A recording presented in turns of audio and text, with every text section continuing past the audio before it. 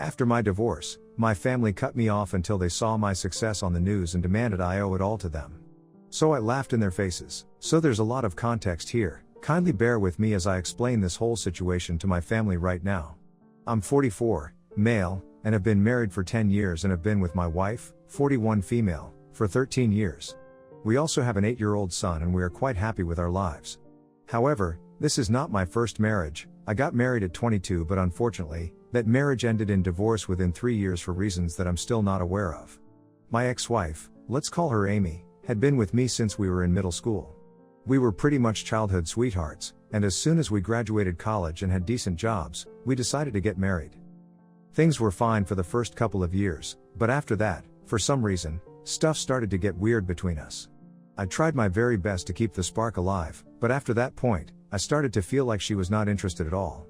I did everything in my power to get her back, but a couple of weeks before our 3rd marriage anniversary, she decided to hand me divorce papers and told me that she was done. I wanted to work on our marriage. I just wanted one reason why we had to give up after being together for so long, but she couldn't give me any reasons apart from the fact that she was just not in love with me anymore.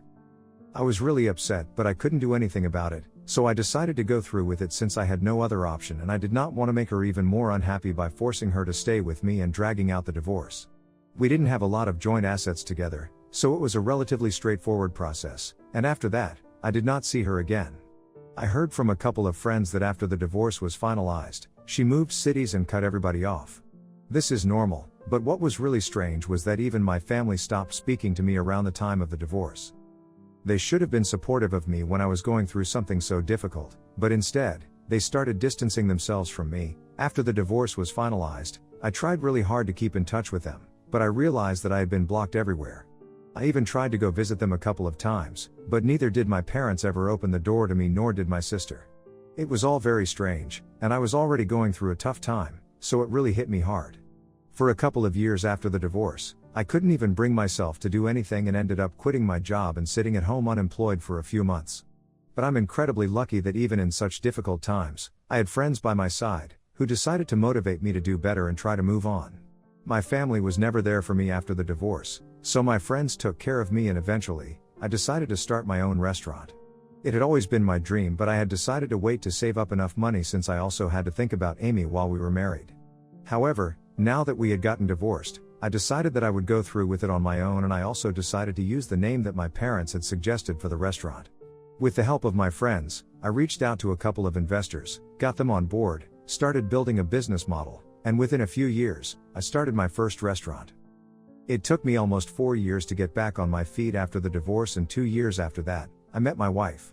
We met through friends at a party and she told me that she loved my restaurant, so that's how we got to talking. After 3 years of dating, I decided to finally give love another chance and asked her to marry me, and now 10 years later, here we are with our son. It's not just my personal life that has improved over the past couple of years, but also my professional life since I have done reasonably well in my career. It all started with a restaurant, but then, we slowly began to expand, thanks to the success of the first restaurant.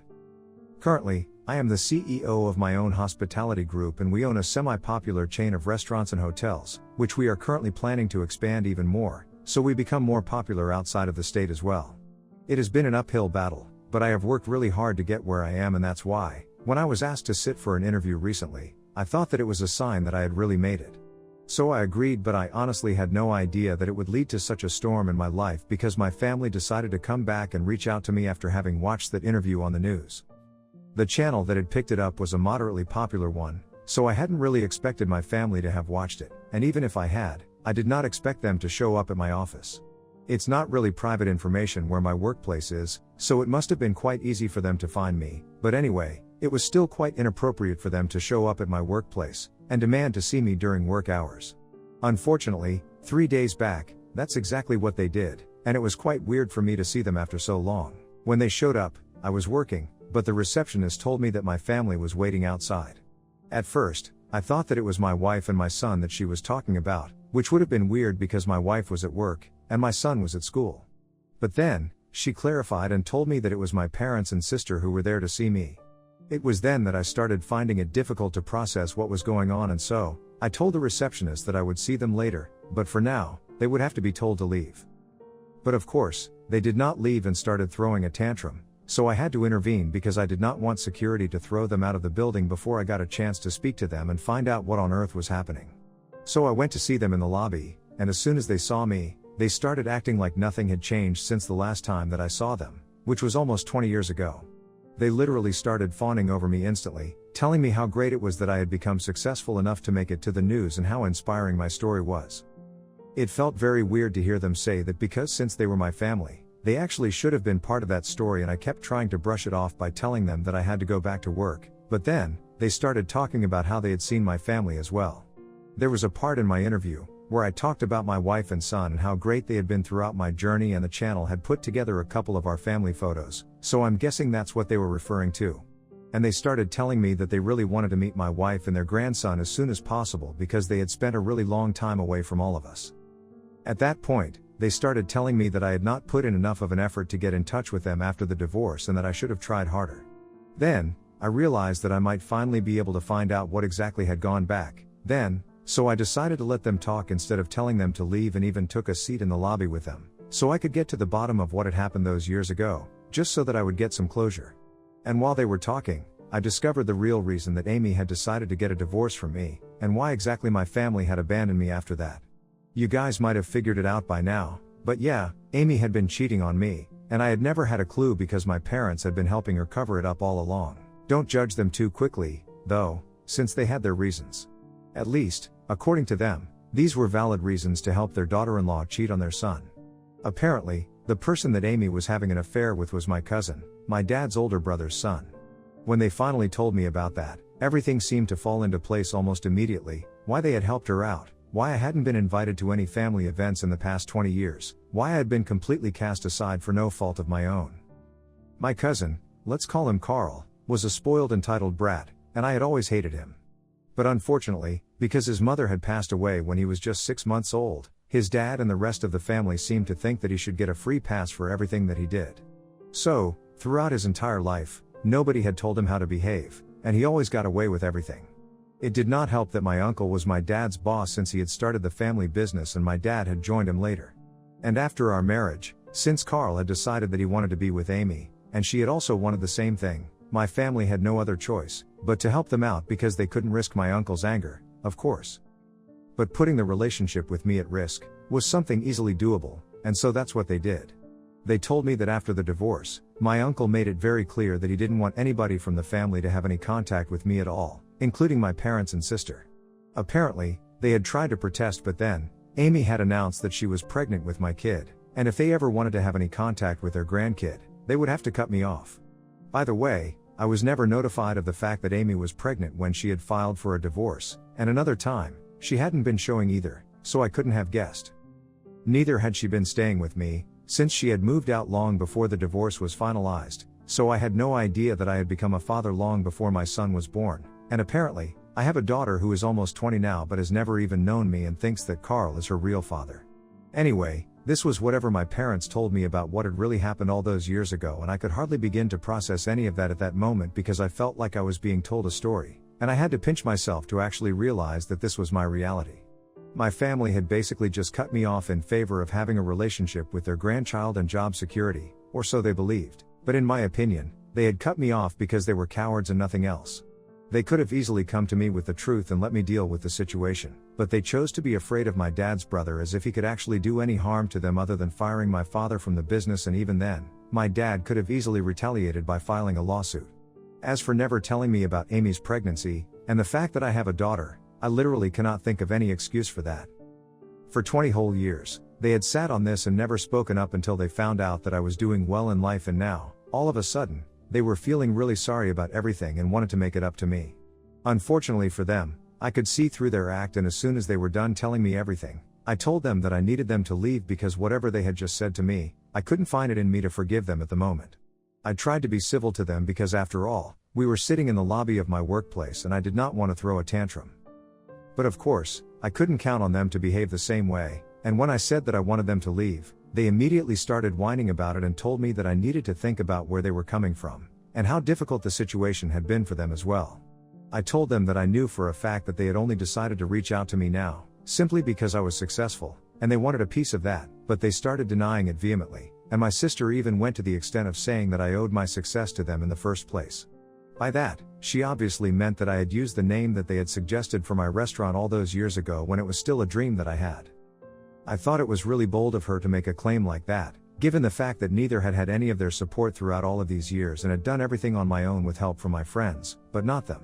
Just having suggested a name did not make them worthy enough to credit my success to themselves, and it was such a ridiculous idea that I ended up laughing at her, and I told her that if she and her parents did not leave that very instant, I would have them thrown out of the building. So they immediately started arguing with me, telling me that they were not going anywhere until we had cleared the air between us, but honestly, I was just not interested, so I did exactly what I had told them I would do. I had them thrown out of the building by security. They were naturally very upset while they were being thrown out and kept trying to tell me that they had no choice and stuff, but I don't buy that. They did have a choice, they just made the wrong one, and now they're gonna have to face the consequences for it. It hasn't been difficult for them to live for the past 20 years without having seen me and my family. I'm sure they can manage it in the future as well. Anyway, it has been 3 days since then, and they haven't stopped trying to contact me ever since. They have been texting me on social media, sending me emails at my work address, and have even been showing up at my office, but haven't had the guts to come back inside yet. There has been a definite change in their attitude because now, all they are doing is trying to apologize to me. All their messages are just full of apologies, and even when I see them standing outside my workplace, they look really upset and they wait for me to stop for them, but I just drive by and ignore them. It has gotten to a point where I almost feel bad for them, to be honest. I have spoken to my wife about this because regardless of what I decide to do about my family, we still have to think about my daughter, who I didn't even know existed until a couple of days back. We have been going back and forth on that since neither of us really knows if we should trace her and try to reach out to her yet or not. And then, on top of that, we also have a family to deal with because I don't think they're gonna go anywhere until they get another chance to speak to me.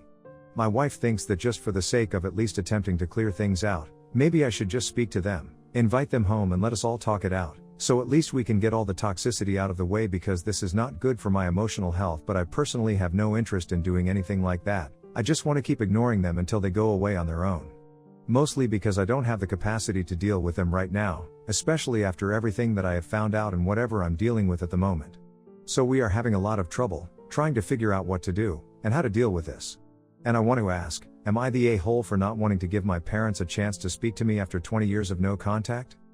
Update 1. So it has been a week and 3 days since I posted here, and my wife and I have decided that we are going to continue to ignore my family. Thankfully, for the past couple of days, they haven't been showing up at my workplace, probably because they got tired of it. Or maybe they got intimidated by the security, but for whatever reason, they haven't been showing up and I'm very relieved. Once they stopped showing up, I found it much easier to stop thinking about them. So I guess it was just their faces that were making me feel bad about whatever I was doing. However, now I don't feel guilty about ignoring their messages anymore. They can keep apologizing all they want, but it's not going to change anything because the fact of the matter is that they have failed me as a family and no amount of apologizing is ever going to make that right again. They have still continued to send messages to me from various accounts and email addresses, and at this point, I'm not even bothering to block them anymore because what's the point? They're just gonna create new ones to try and apologize to me, and I'm gonna just keep ignoring all of it. Anyway, let's see how long they can keep this up and how sorry they are about everything. Moving on to the other problem that we were dealing with, my wife and I had no idea how to deal with the situation with my daughter. We do have a name since my parents had told me her full name and where she goes to college while we were talking the other day, so we have managed to trace her. My assistant managed to find her social media accounts for me, but so far, I haven't done anything. I don't even know if it's appropriate for me to do anything, and neither do I have any idea how I'm supposed to tell her that I am her actual biological father. She is not a minor, so obviously, I can't just show up at Amy's house, demanding custody and stuff, and honestly, I would much rather not have her involved in this at all because after what I found out about her, I have lost all respect for that woman and my entire family. They are all just a bunch of spineless cowards, and I want nothing to do with them.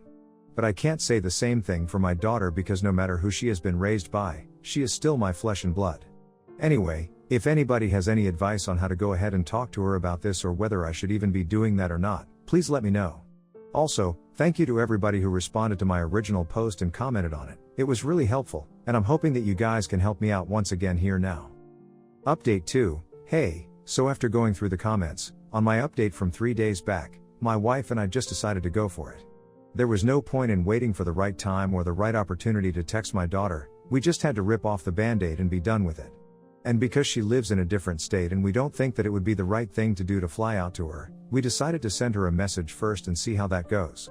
So, we reached out to her on Instagram, explained everything to her as nicely as we could, and now we are waiting for a response from her. I'm sure it's going to be really complicated to come to terms with it. It is complicated for me as well, and I don't even understand how my wife has managed to be so supportive, knowing that I'm reaching out to the long-lost daughter whom I had with my ex-wife.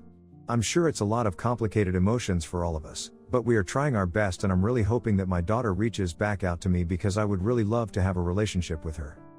Now, coming to my parents and what they are up to, they haven't shown up at my workplace in a really long time, and yesterday, they sent me a really long email saying that they were really sorry about everything, but they genuinely want to repair their relationship with me and they just need one chance for me. They told me that they wouldn't be reaching